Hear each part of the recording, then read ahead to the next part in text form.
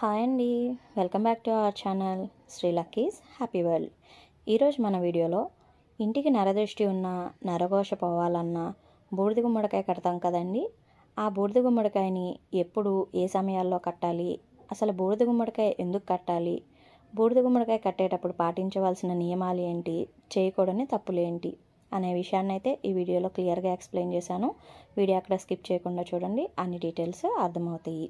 మనకి దిష్టి గుమ్మడికాయ అనేది కట్టేటప్పుడు ఎందుకు కడతాము అంటే, ఈ గుమ్మడికాయకు వచ్చేసి పాజిటివ్ వైబ్రేషన్స్ అండ్ నెగిటివ్ వైబ్రేషన్స్ని కలిగి ఉంటుంది. మన ఇంటికి ఎటువంటి నరఘోష, నరదృష్టి ఉన్నా కూడా దీని ద్వారా తొలగించుకోవచ్చు, తెలుసుకోవచ్చు. ముందుగా వచ్చేసి ఈ బూడిద గుమ్మడికాయని ఏ రోజుల్లో కట్టుకోవాలి అనే విషయాన్ని అయితే చూద్దాము.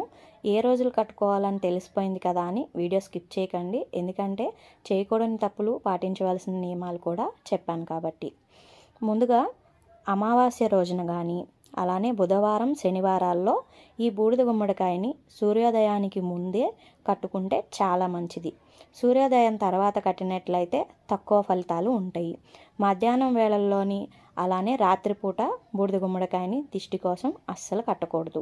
ఎటువంటి ఫలితాలు ఉండవు, అలంకరణ కోసం మాత్రమే మీరు అది కట్టుకున్నట్టు అవుతుంది. కాబట్టి బుధవారం, శనివారం, అమావాస్య ఈ రోజుల్లో తెల్లవారుజామున పూట కట్టుకున్నట్లయితే సూర్యోదయానికి ముందు చాలా మంచిది.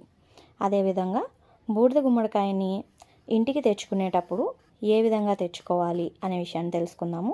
బూడిద గుమ్మడికాయని ఇంటికి తెచ్చుకునేటప్పుడు తొడిమ కంపల్సరీ ఉండాలండి.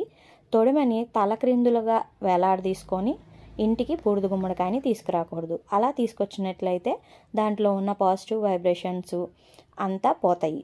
అందుకని నిలువుగా అయితే ఒక సంచిలో పెట్టుకొని జాగ్రత్తగా తీసుకొచ్చుకోండి. తొడిమ అస్సలు ఊడిపోకుండా అయితే చూసుకోండి.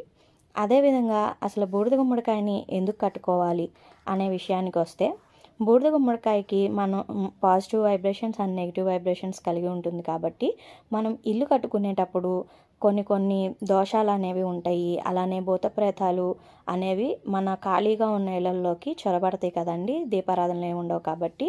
అలాంటి దోషాలు ఏమైనా ఉన్నా పోవడానికి అనమాట. ఎందుకంటే ఎప్పుడైనా మనం పొరపాటున ఇంట్లో దీపారాధన చేయకపోయినా, దీపం పెట్టకపోయినా కూడా అలాంటివి ఏమైనా దోషాలు ఉంటే ఈ బూడిద గుమ్మడికాయ అనేది ఆ దోషాలని గ్రహిస్తుంది. అందుకని చెప్పని ఈ విధంగా బూడిద గుమ్మడికాయని అయితే కట్టుకుంటారు. బూడిద గుమ్మడికాయని కట్టేటప్పుడు నీటితోని కడిగి శుభ్రం చేయకూడదు. బూడిద గుమ్మడికాయకి పసుపు రాసి కుంకుమ బొట్లతో మీకు వచ్చిన విధంగా అలంకరణ చేసుకోండి. ఇక్కడ మా అత్తయ్య గారు అయితే త్రిపుండ్రాలు పెట్టి, అంటే 3 అడ్డగీతలు పెట్టి 4 చుక్కలు పెట్టారనమాట. ఇలా 7 సంఖ్యలాగా.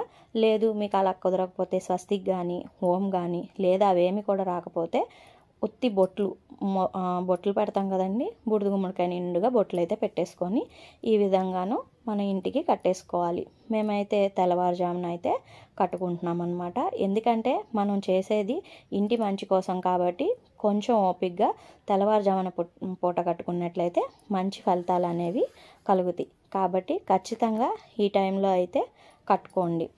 ఇవి మనం గుమ్మడికాయ అనేది మనం కట్టుకునేటప్పుడు వారాలు చెప్పాను కదండి, ఖచ్చితంగా అమావాస్య, బుధవారం, శనివారాల్లో సూర్యోదయానికి ముందు కట్టినట్లయితే చాలా మంచిది అనమాట.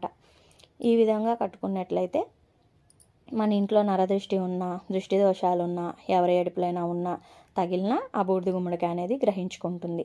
మేము ఇక్కడ నిమ్మకాయలు, పటిక, బూడిద గుమ్మడికాయ, అలానే కలబందను కూడా ఇంటికి ఈ విధంగా అయితే వేలాడి తీసుకొని పెట్టుకున్నాము. మీకు ఈ వీడియో అయితే అర్థమైందని అనుకుంటున్నాను. ఏమైనా డౌట్స్ ఉంటే కామెంట్ రూపంలో తెలియచేయండి. మరిన్ని ఇంట్రెస్టింగ్ వీడియోస్ కోసం మా ఛానల్ని చూస్తూనే ఉండండి. Thank you.